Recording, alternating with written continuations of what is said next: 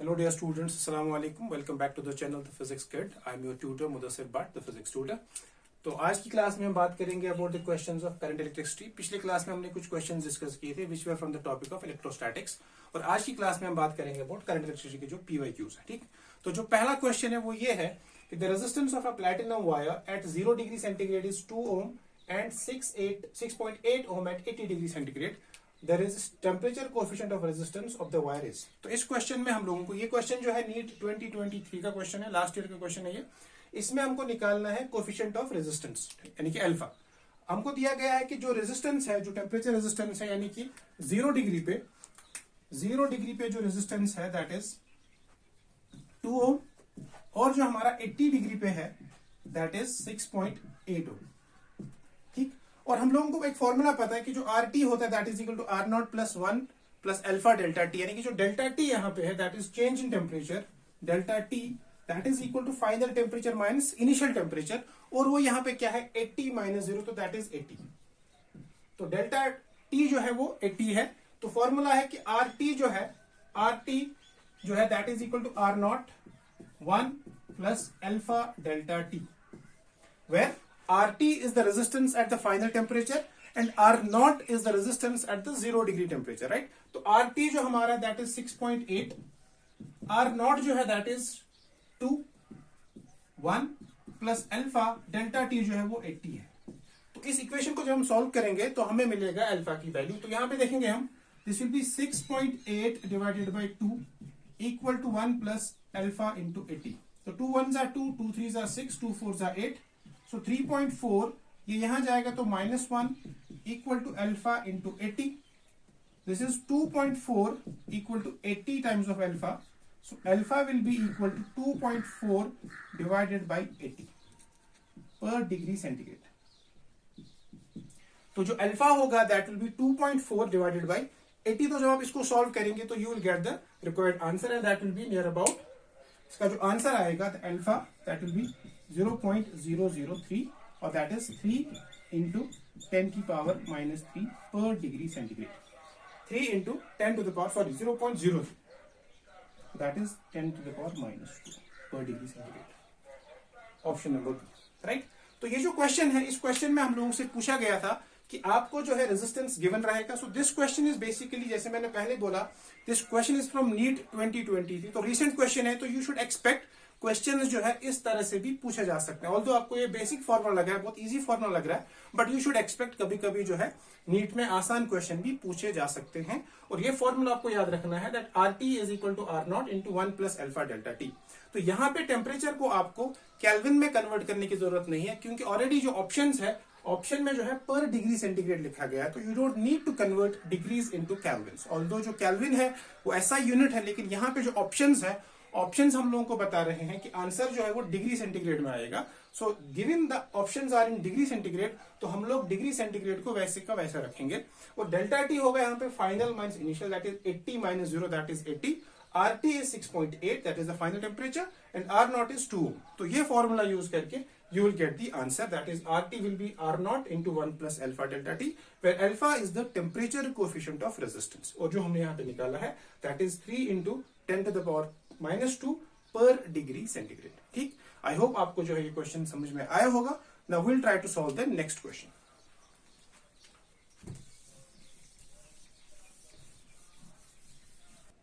Okay, next question is, there's a circuit given to us and these questions are important. You should expect at least one question based on these patterns। यहाँ पे circuit दिया रहेगा, उसमें आपको कुछ ना कुछ चीजें जो है वो निकालनी पड़ेगी। जैसे यहाँ पे क्वेश्चन था जो लास्ट ईयर पूछा गया था, the magnitude and the direction of current in this circuit आपको निकालना है। तो ये आपका सर्किट है A, B, C and D। इसमें यहाँ पे रेजिस्टेंस है 2 ओम, पोटेंशियल 10, 5, 1 और यहाँ पे 7। तो हमको बोला गया कि इसमें जो करंट है, करंट का डायरेक्शन क्या होगा और मैग्नीट्यूड कितना, यानी कि करंट कितना होगा और कहां से होगा, लाइक A टू B होगा, B टू A होगा, C टू D होगा, क्या होगा क्या नहीं होगा, राइट। इस क्वेश्चन में सबसे पहले आप ये याद रखेंगे, करंट जो है, current always flows from high potential to low potential. This is very very important. So current जो है, current always flows from high potential to low potential. तो यहाँ पे जो हाई पोटेंशियल है वो 10 है और जो लो पोटेंशियल है वो 5 है। तो यहाँ पे जो चेंज इन पोटेंशियल है, जो करंट का जो बेसिक फॉर्मूला होता है that is I is equal to delta V by R। तो यहाँ पे जो डेल्टा V है दैट इज 10 माइनस 5, तो डेल्टा वी जो है हमारा that is 10 minus 5 that is equal to 5 volt. अब हमको निकालना है रेजिस्टेंस, क्योंकि यहाँ पे तीनों रेजिस्टर्स जो है वो सीरीज में है, तो total resistance of the circuit will be 7 plus 1 plus 2, तो दैट इज 7 प्लस 1 8 प्लस 2 10। तो यहाँ पे जो रेजिस्टेंस होगा total resistance R that will be equal to 10 ohm. तो आई जो होगा I will be delta V divided by are.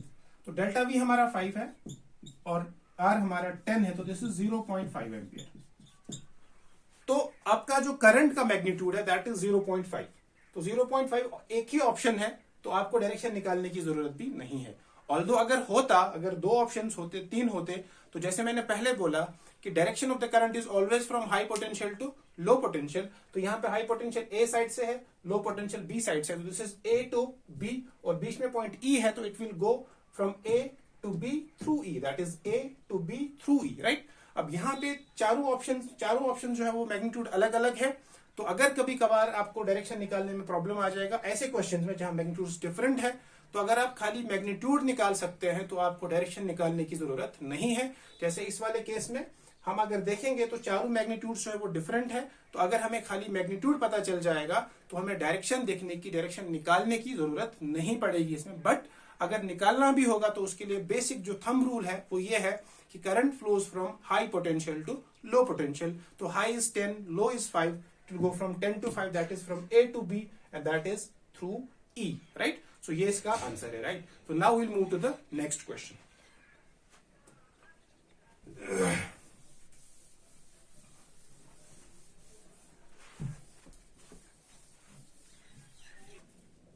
Okay, the next question is, this is also from NEET 2023 and a very, very important question. This question is like this. If the galvanometer G shows no deflection in the given circuit, what is the value of R? तो यहाँ पे एक circuit दिया गया है, यहाँ पे 10 volt potential है, 400 ओम का रेजिस्टेंस है, गैल्वेनोमीटर है, 2 वोल्ट का पोटेंशियल है, और यहाँ पे अननोन रेजिस्टेंस R है। अब क्वेश्चन में बोला गया कि अगर गैल्वेनोमीटर, क्योंकि हम सबको पता है गैल्वेनोमीटर का काम ये होता है कि it shows deflection whether current flows और नॉट, तो इसका खाली काम होता है कि डायरेक्शन को, करंट को डिटेक्ट करना, राइट। अब यहाँ पे बता रहा है कि जो गैल्वेनोमीटर यहाँ पे लगा हुआ है, अगर ये R रेजिस्टेंस के एक वैल्यू पे डिफ्लेक्शन नहीं दिखा रहा है तो उस R की वैल्यू बतानी है। यानी कि हमको R का वो वैल्यू बताना है जिस वैल्यू पे गैल्वेनोमीटर जो है वो 0 डिफ्लेक्शन दिखाएगा, राइट। और ऑप्शंस है आपके 50, 100, 400 और 200, राइट। अब इस क्वेश्चन में समझने वाली बात यह है कि अभी पिछले क्वेश्चन में हमने देखा था कि जो करंट है, current flows when there is the potential difference. तो अगर पोटेंशियल डिफरेंस है ही नहीं तो करंट फ्लो नहीं करेगा। अब यहां पे आप देखिए करना क्या है, अगर यहां पे बोल रहा है कि जो गैल्वेनोमीटर है, galvanometer does not show any deflection, so that means जो पोटेंशियल यहां पे है वही पोटेंशियल यहां पे होगा, राइट। आपको बात समझ में आ रही है ना, क्योंकि करंट को आगे पास करने के लिए there should be a potential difference. लेकिन क्वेश्चन वहीं से बता रहा है कि गैल्वेनोमीटर जो है वो डिफ्लेक्शन नहीं दिखा रहा है। तो अगर गैल्वेनोमीटर डिफ्लेक्शन नहीं दिखा रहा है तो मतलब गैल्वेनोमीटर के जो दो एंड्स है, दोनों एंड्स पे पोटेंशियल सेम रहेगा, राइट। तो इसका मतलब जो पोटेंशियल यहां पे होगा वही पोटेंशियल यहां पे होगा। तो यहां पे अगर हम देखेंगे तो पोटेंशियल इज 2, तो इसका मतलब यहां पे भी 2 ही होना है। अगर गैल्वेनोमीटर को डिफ्लेक्शन नहीं दिखाना है तो potential here should be 2, right. अब हम क्या करेंगे, यहां पे करंट देखेंगे और यहां पे करंट देखेंगे, राइट। बेसिक इसमें जो चीज है समझने की वो ये है कि अगर गैल्वेनोमीटर को डिफ्लेक्शन नहीं दिखाना है तो हम इस क्वेश्चन में एज्यूम करेंगे कि for no deflection potential at the two ends of the galvanometer has to be same, right. When we say that it has to be same, तो इसका मतलब जो पोटेंशियल यहां पे वही पोटेंशियल यहां पे, तो यहां पे भी 2, यहां पे भी 2, राइट। अब हम बोलेंगे कि जो करंट है, the current which flows through 400 ohm, 400 ohm resistor के थ्रू जो करंट फ्लो करेगा that is I current through 400 ohm, वो कितना होगा, that will be delta V by R. अभी हमने बोले लास्ट क्वेश्चन में करंट होता है बराबर डेल्टा वी बाय आर। तो delta V is final minus initial, so 10 minus 2 high potential to low potential, so it will be 10 minus 2 divided by R is 400। तो I through 400 that has to be equal to 8 divided by 400. So 8 ones are 8, 8 fives are 40. This is 1/50 ampere. Okay, तो ये हो गया current through this. अब हमको निकालना है what has to be current through this. Right. अब यहां पे आप समझिए, यहां तो करंट जा नहीं रहा है, तो इसका मतलब जो करंट इधर से आ रहा है वो तो सारा इधर जाएगा। So that means basically current through this should be equal to current through this. लेकिन यहां पे जो करंट होगा, करंट थ्रू R जो है दैट इज बेसिकली 1/50, ये वाला करंट 1/50 एम्पियर। लेकिन खुद वो किसके बराबर आएगा? खुद वो आएगा V/R, delta V/R, so that is 2/R, क्योंकि पोटेंशियल यहां 2 है इस सर्किट में, इस लूप में 2 पोटेंशियल है, R रेजिस्टेंस है, तो इसका मतलब 1/50 जो है that is equal to 2/R। तो यहां इस क्वेश्चन को सॉल्व करेंगे हम, तो R इधर आएगा, सो दिस इंप्लाइज R जो है, R will be 2 into 50, so that is equal to 100 ohm. ठीक है, तो यहां पे इस क्वेश्चन में जो इंपॉर्टेंट पॉइंट था वो यही था कि for galvanometer to show no deflection potential has to be same. वो हमने यहां पे सॉल्व किया, फिर हमने देखा यहां पे करंट आ रहा है 1/50 एम्पियर, फिर यहां पे अगर डिफ्लेक्शन है ही नहीं, मतलब यहां कोई करंट नहीं है, तो यही करंट इस लूप में भी चलेगा, बट बाय फॉर्मूला इसका जो करंट होगा that will B V/R, that is 2/R। तो 2/R को 1/50 के बराबर करेंगे, जब उसको 1/50 के बराबर करेंगे तो you can get 1/50 equal to 2/R, and that means R equal to 100 ohm. तो इसका जो आंसर है दैट इज R जो है वो 100 ओम के बराबर है। ठीक, आई होप आपको जो है ये क्वेश्चन समझ में आया होगा। Now we will move to the next question.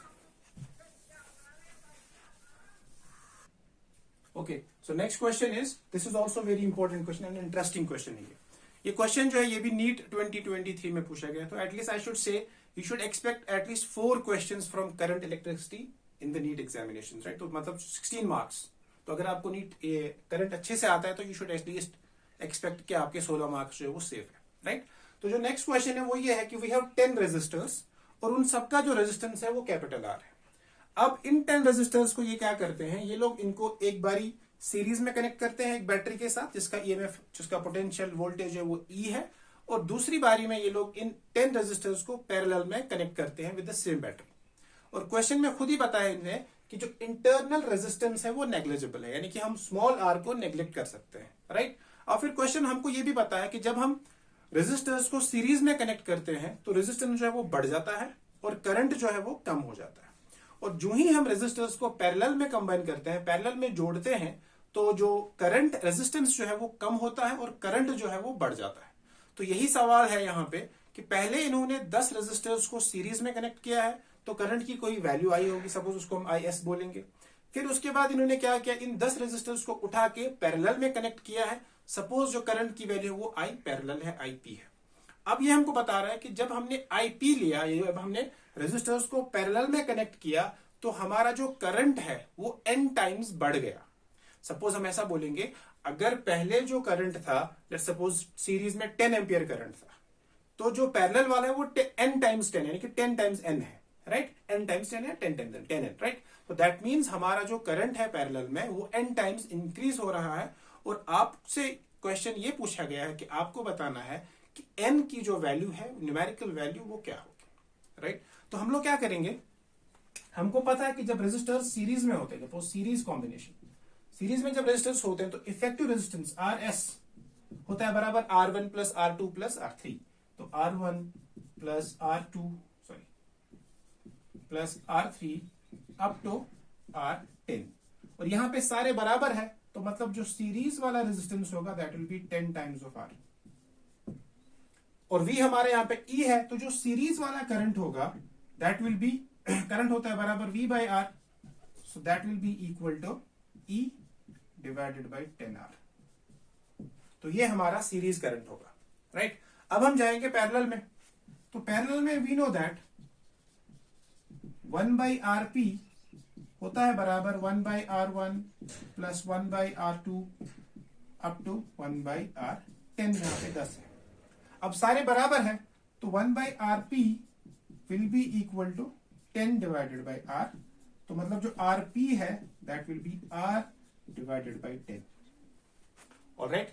अब इसका जो करंट होगा I parallel that will be E divided by R by 10, 10 ऊपर, so that is 10 E divided by R। तो ये जो हमारा है, ये हमारा सीरीज का करंट है, ये वाला, और ये हमारा पैरेलल का करंट है। तो यहां पे अगर आप देखेंगे, ये करंट जो है इससे बड़ा है, आईपी वाला करंट जो है वो इससे बड़ा है, और हमको बोला गया कि आईपी जो करंट है वो n टाइम्स बड़ा है, तो हम बोलेंगे जो n की वैल्यू होगी n that will be IP divided by I S. Okay, तभी तो होगा ना, IP will be n times I S, right. तो आईपी की जो वैल्यू है that is 10e by R, so this will be 10e by R divided by I S, so वो होगा बराबर 10r डिवाइडेड बाई e। तो e से e गया, r से r गया, तो n जो है that is be 10 into 10, so that is equal to 100। तो इसका मतलब जब हम इनको पैरेलल में कनेक्ट करेंगे तो हमारा जो करंट है वो 100 टाइम्स इंक्रीज हो जाएगा, राइट। तो इसीलिए आपको याद रखना है कि ये आई थिंक आपको पता ही होगा कि पैरेलल में करंट जो है वो इंक्रीज हो रहा है, सीरीज में करंट जो है वो घट रहा है, बट इस वाले केस में जो करंट है वो 100 टाइम्स जो है वो इंक्रीज हुआ है, राइट। तो करंट यहां पे 100 टाइम्स इंक्रीज हुआ है। Now we'll move to the next question. Okay, next question, this question is from NEET 2022, और क्वेश्चन ये है कि two resistors of resistance 100 ohm and 200 ohm are connected in parallel in electric circuit, the ratio of the thermal energy developed in 100 ohm to that in 200 ohm in a given time is. तो ये question जो है basically heating effect पे है, energy निकालनी है आपको, thermal energy, heat energy. और इस क्वेश्चन में बोला गया है कि हमारे पास जो सर्किट है, हमारे पास बेसिकली दो रेजिस्टर्स है। एक रेजिस्टर है हमारे पास 100 ओम, तो ये कुछ ऐसा है, सपोज ये 100 ओम है, और इसको मैं ऐसे ड्रॉ करता हूं,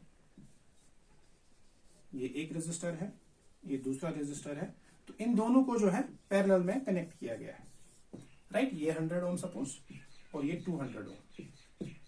एंड वी नो दैट जब रेजिस्टर्स को पैरेलल में कनेक्ट किया जाता है तो पोटेंशियल जो है वो सेम होता है। ये इंपॉर्टेंट पॉइंट है, right. This is point number 1। When resistors are connected in parallel, potential is same, or we can also say that when potential is same, resistors have to be in parallel.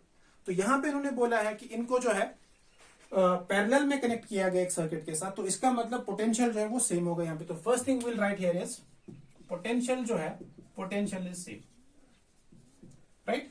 Potential same है, we know that from Ohm's law, we know that V is equal to I R. ये अगर same है तो मतलब I R जो है that is constant, right.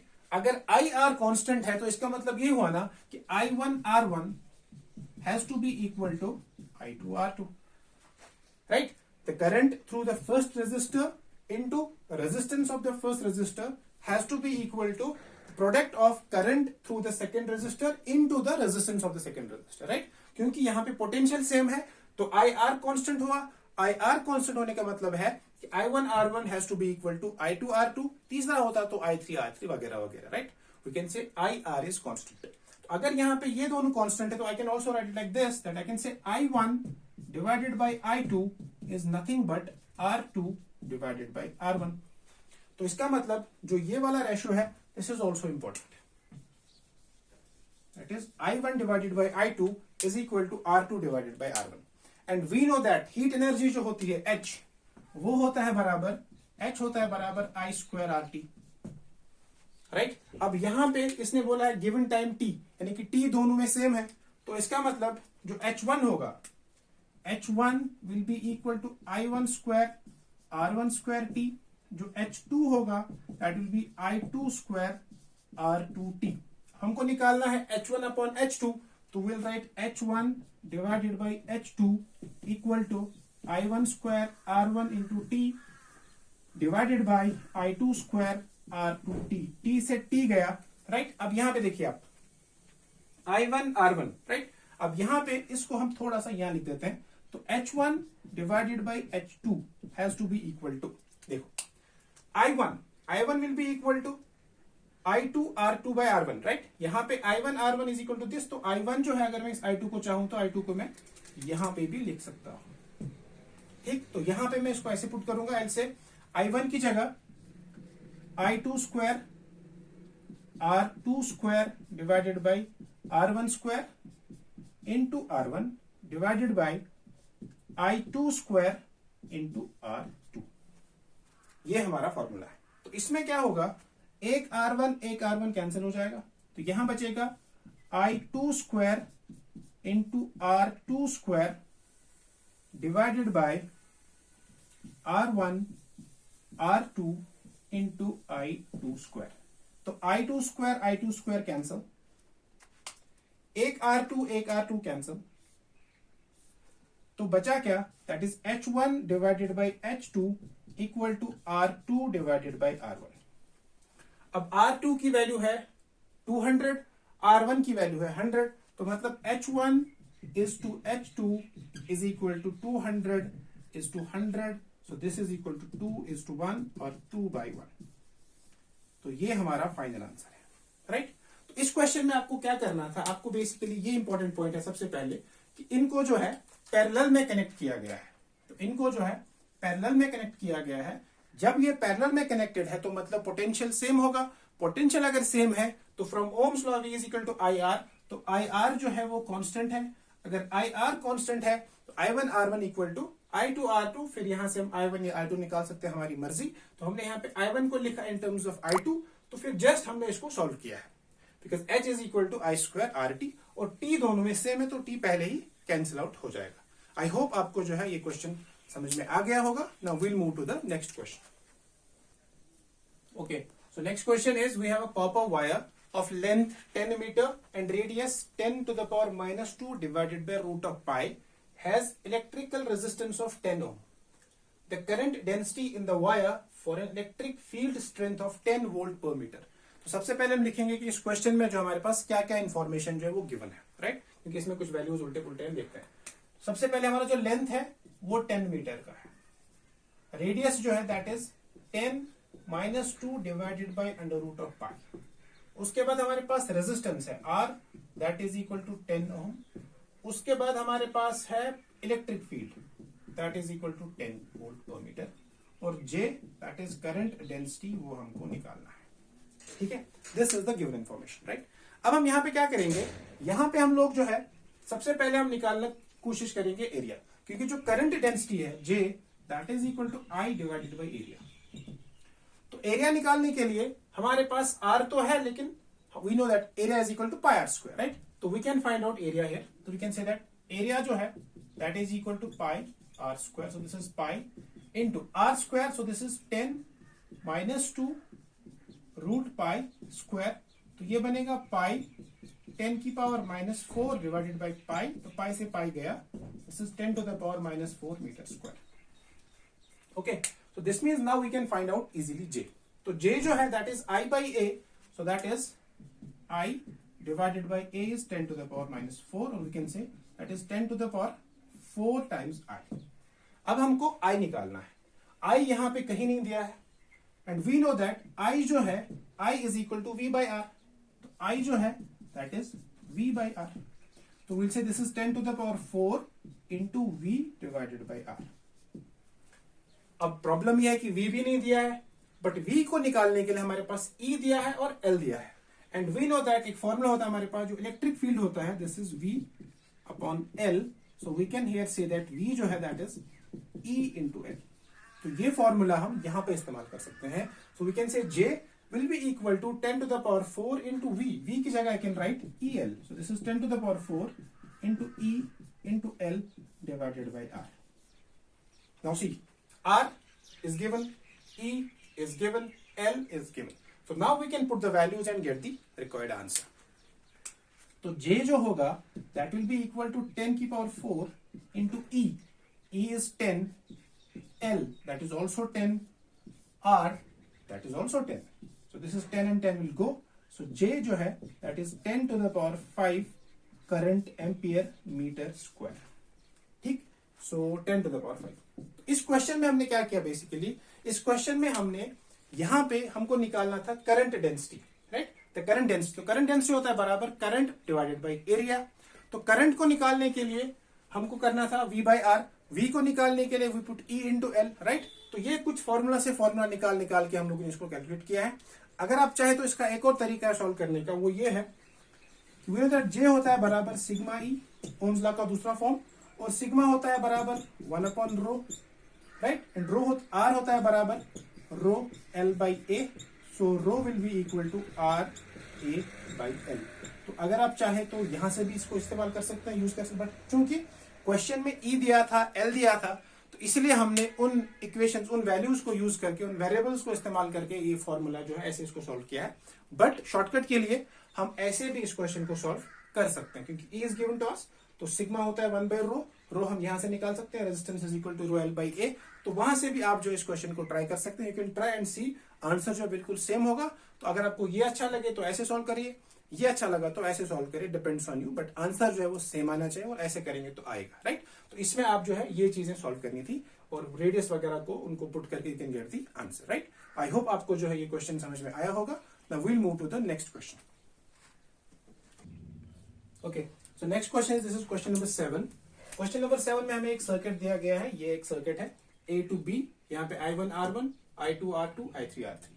अब इसमें बोला गया है कि what is the ratio of I3 and I1, तो हमको I3 अपॉन I1 निकालना है, ठीक। तो ये क्वेश्चन भी जो है पिछले क्वेश्चन की तरह है। यहाँ पे अगर आप देखेंगे ये जो दो रेजिस्टर्स है ये दोनों पैरेलल में है, राइट। तो इसका मतलब इन दोनों का पोटेंशियल सेम होगा, यानी कि जो पोटेंशियल यहाँ पे होगा वही पोटेंशियल यहाँ पे होगा। तो इसका मतलब this I2 R2 will be equal to I3 R3, right? Suppose I'll say here this is A dash, this is B dash. तो A dash और B dash जो है ये दोनों सेम पोटेंशियल पे है। तो इसका मतलब, या मैं ऐसे बोलूंगा कि R2 and R3 are in parallel. So I2 R2 will be equal to I3 R3. ठीक है, क्योंकि I2 और I3 जो है वो पैरेलल, R2 और R3 जो है वो पैरेलल में है, तो मतलब I2 R2 जो है that will be equal to I3 R3। अब हमको क्वेश्चन में बोला गया है I3 अपॉन R1, तो मतलब हमको I2 की जरूरत यहाँ पे नहीं है। क्वेश्चन में जो है क्वेश्चन जो पूछा गया है, we have to find the ratio of I3 and I1, तो मतलब I2 की हमें जरूरत नहीं है। तो हम I2 को इधर we can write it in I3 और we can write it in terms of I1। तो I2 को हम या तो I1 की टर्म में लिखेंगे या I3 की टर्म में लिखेंगे। तो यहां पे हमारे पास I3 है, तो हम लोग क्या करेंगे, हम लोग लिखेंगे जो I2 है, I2 आएगा बराबर I3 R3 divided by R2। अब ये मैंने क्यों लिखा आपको अभी पता चलेगा।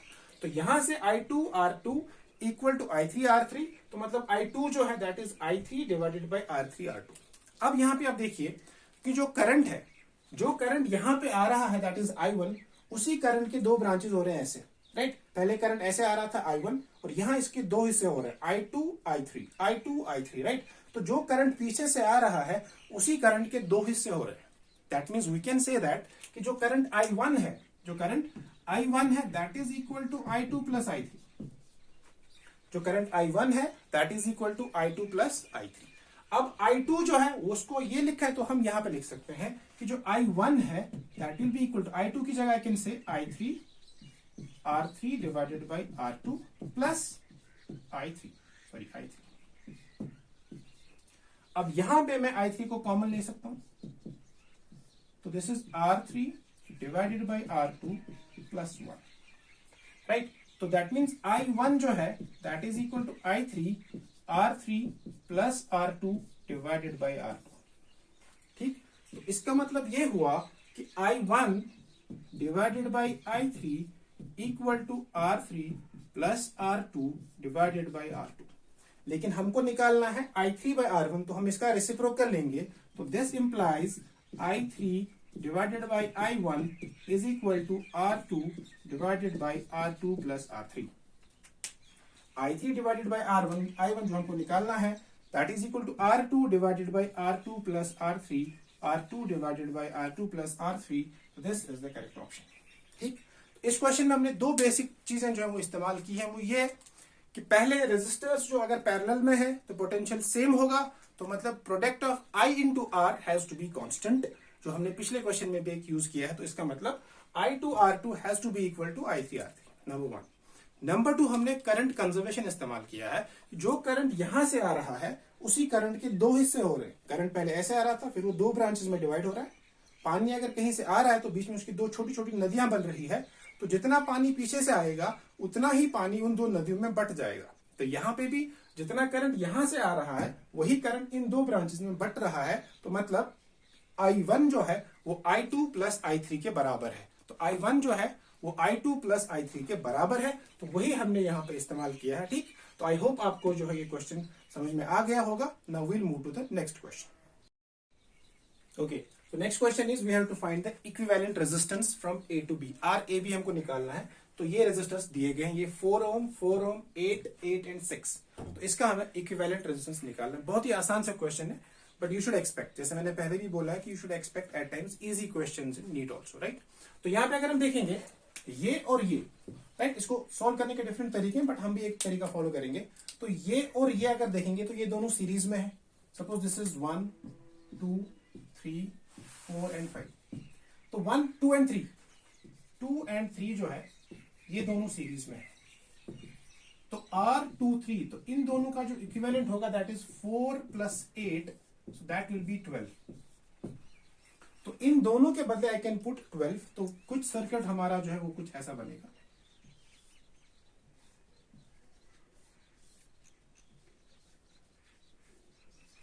तो यहां पे हमारा वी हैव 4 ओम, यहां पे हमारे पास है 8। सो this is 6 and this is 12। अब ये 6 और 12 जो है, ये 6 और 12, 6 एंड 12 ये पैरेलल में है। तो मतलब 1 by RP that will be equal to 1 by 6 plus 1 by 12। तो RP जो होगा या 1 by RP जो है that will be equal to 12 plus 6 that is 18 divided by 72। 18 1 जा 8, 18 1 जा 18, 18 4 जा 72। तो RP जो है वो 4 होगा। तो मतलब इन दोनों की जगह आई कैन राइट 4।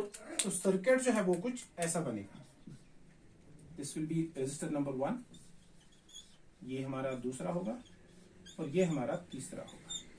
4 4 और ये हमारा 8 होगा।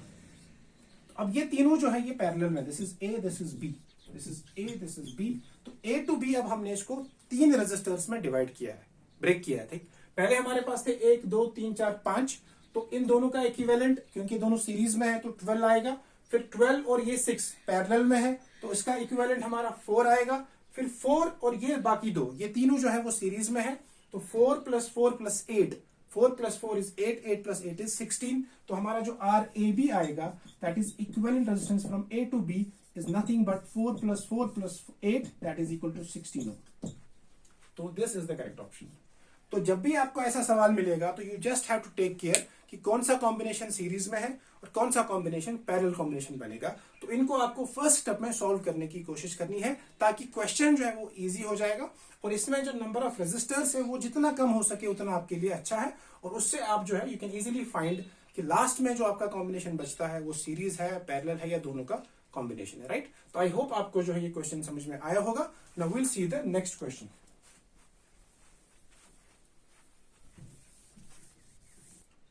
Next question, this is the easiest question you can ever see in the NEET examination, right. बहुत आसान सवाल है, सबसे आसान है इनफैक्ट। ये क्वेश्चन देखो कैसा है।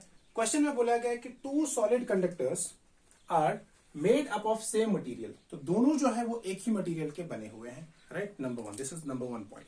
मटेरियल सेम है, सेम लेंथ है और सेम रेजिस्टेंस है। Same material, same length, same resistance. अब क्या है, एक उनमें जो है स्क्वायर है, एक इसको आप स्क्वायर एज्यूम करिए, एक ऐसा है, बस ये फर्क है। एक सर्कुलर है, एक का स्क्वायर है, बस एक सर्कुलर एक स्क्वायर। और दोनों का, सर्कुलर वाले का एरिया है A1 क्रॉस सेक्शन, दूसरे का है A2। अब सवाल ये है कि आपको A1 अपॉन A2 निकालना है, राइट। A1 अपॉन A2 निकालना है। तो कुछ लोग जो है इसको pi R square by A square करके देंगे, उससे वो क्वेश्चन नहीं होगा। तो यहाँ पे क्या होगा कि यहाँ पे जो ये क्वेश्चन है, क्योंकि मटेरियल दोनों का सेम है तो मतलब दोनों की रेजिस्टिविटी सेम होगी। मटेरियल एक ही है तो रेजिस्टिविटी सेम है। तो सिंस मटेरियल इज सेम,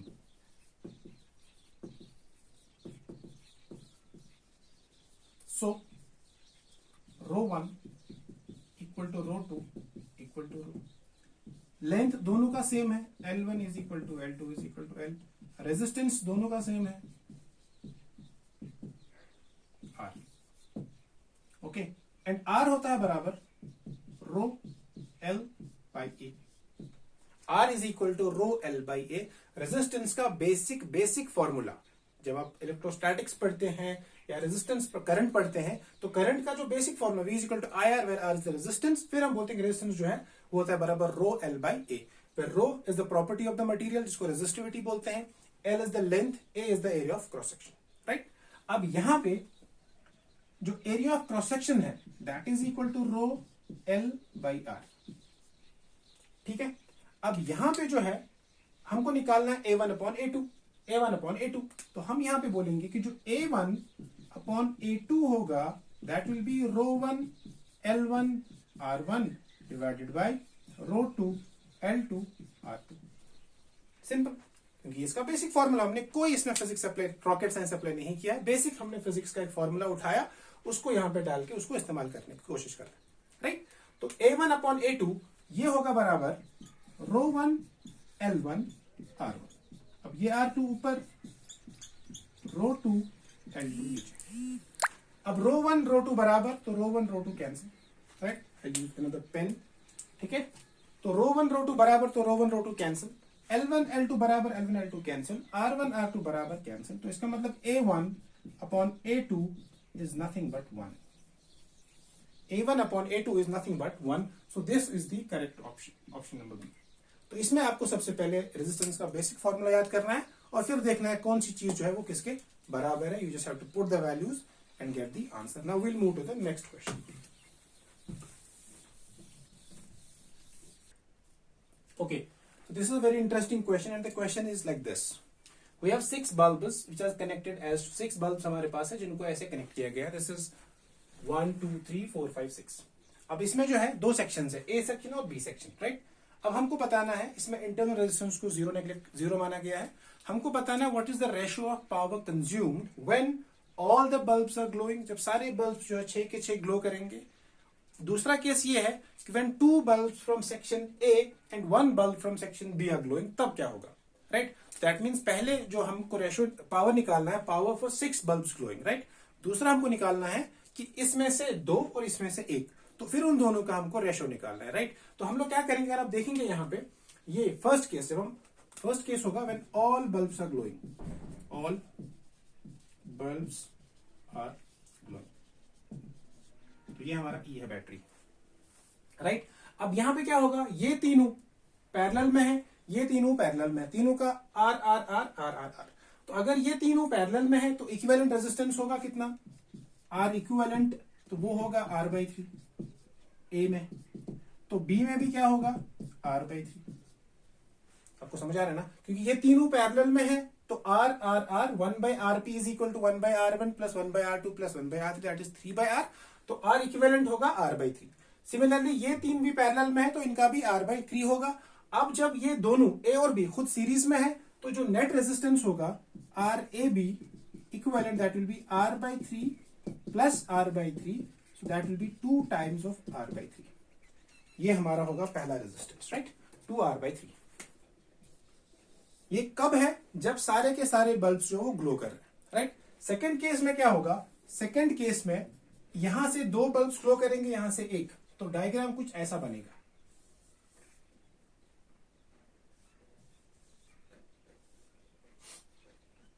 तो यहां से जो है ये 2 जो है ड्रॉ करेंगे हम ऐसे, ये बैटरी, और इनको यहां से, ये यहां से, और इस साइड में जो है खाली एक बल्ब जो है वो ग्लो करेगा, ऐसा, राइट। तो इसमें क्या होगा, अब यहां पे ये दोनों पैरेलल में है तो इनका जो इफेक्टिव रेजिस्टेंस होगा, इन दो का जो इफेक्टिव रेजिस्टेंस होगा दैट विल बी R/2, और ये खुद सीरीज में है तो ये R ही होगा। तो यहां पे सेकेंड केस में जो R इक्विवेलेंट होगा that will B R/2 plus R, that will B 3/2R। ठीक, तो पहले आप इसको समझिए, जब पहले केस में 6 के 6 ग्लो कर रहे थे तो ये 3 और ये 3 पैरेलल में है और ये 3 भी पैरेलल में है, तो इन 3 का जो रेजिस्टेंस होगा वो होगा R/3 और इन तीनों का भी R/3 होगा। लेकिन A और B जो है ये आपस में सीरीज में है, तो सीरीज में रेजिस्टेंस ऐड होती है, तो R/3 plus R/3 that is 2R/3। तो ये हो गया हमारा जब सारे के सारे बल्ब जो ग्लो कर रहे हैं, ये फर्स्ट केस। तो फर्स्ट केस में हमारा जो रेजिस्टेंस आएगा that will B 2R/3। Second case में A में से हमको 2 बल्ब लेने हैं और B में से हमको 1 लेना है। जब मैं A में से 2 बल्ब ले लूंगा, वो दोनों पैरेलल में है, तो उनका जो इफेक्टिव होगा that will B R/2, 1/R plus 1/R that is 2/R, तो उल्टा करके R/2, और ये तो एक ही लेना है तो इसका R। अब ये 2 और ये 1 सीरीज में है तो R/2 प्लस R, तो ये आएगा 3R/2। राइट। अब जो पावर का फॉर्मूला है, पावर का फॉर्मूला होता है P होता है बराबर VI, राइट, और P होता है बराबर I square by R, because V is equal to IR, तो I स्क्वायर बाई RB होता है। तो यहां पे क्या होगा, यहां पे चूंकि करंट सेम जा रहा है तो हम लोग बोलेंगे यहां पे कि जो P1 डिवाइडेड बाई P2 है that is equal to I1 square divided by R, suppose इसको R1 मानते हैं हम और इसको R2 मानते हैं, into R2 divided by I2 square, right. अब यहां पे क्या होगा, ये दोनों तो सेम है, R2 जो है R2 is equal to 3/2R, या फिर हम यहां पे एक और चीज कर सकते हैं, हम यहां पे करंट चूंकि हमको नहीं पता है तो करंट को we can put in terms of E by R, right, और V बाय R। तो यहां पे भी हम लिख सकते हैं this is E square divided by we can say R1 square, और यहां पे we can say that E square divided by R2 square, ऐसे भी हम इसको कर सकते हैं, ठीक। या इसका आई राइट इट अगेन, थोड़ा ये जंबल हो गया, what is the duster, okay I right it here. I hope यहां तक दिस इज क्लियर। तो R इक्विवेलेंट हमारे पास 2R/3 और R इक्विवेलेंट हमारे पास 3/2R आ गया। अब हमको निकालना है पावर, तो पावर होता है बराबर VI, राइट, और I को I can write V by R, ये फॉर्मूला हमको यूज करना है यहां पे। तो P जो है P will be equal to V square divided by R, तो ये हमारा एक फॉर्मूला आ जाएगा, P is equal to V square by R, right. अब अगर ये है तो यहां पे जो पहला है that is P1 that is E square divided by 2R/3, और जो P2 है that is equal to V square, तो E रहेगा E स्क्वायर, R की जगह आएगा 3R डिवाइडेड बाई 2। अब इन दोनों का हमको रेशियो लेना है, so we have to find P1 divided by P2, that I write here, sorry. तो P1 डिवाइडेड बाई P2 जो होगा that will be 3E square by 2R into 3R divided by 2E square, तो R से R गया, E square cancel, so this is 9 divided by 4, so this is 9 divided by 4। तो इस question में आपको थोड़ा सा ध्यान ये रखना है कि कौन सा कॉम्बिनेशन सीरीज में है और कौन सा कॉम्बिनेशन पैरेलल में है, और किस वाले केस में कितने बल्ब्स हमको लेने हैं। फिर लास्ट में P is equal to VI और P is equal to V square by R भी जो हम लिख सकते हैं, तो वो फॉर्मूला यूज करके हम लोगों ने इसका आंसर निकाल दिया, ठीक। तो this is all for today. I hope this video, you will like this video, और इस वीडियो से आपकी जो है पढ़ाई में, आपकी प्रिपरेशन में बूस्ट मिलेगा and you will be able to solve the questions. आप जहां से भी पढ़ रहे हैं अच्छे से पढ़ते रहिए, कीप स्टडिंग वेल, अच्छे से मेहनत करिए, इंशाल्लाह विश यू लक। और अगर आप चैनल पे नए हैं तो please and please don't forget to subscribe and share with your friends. अल्लाह हाफिज, कीप स्टडिंग।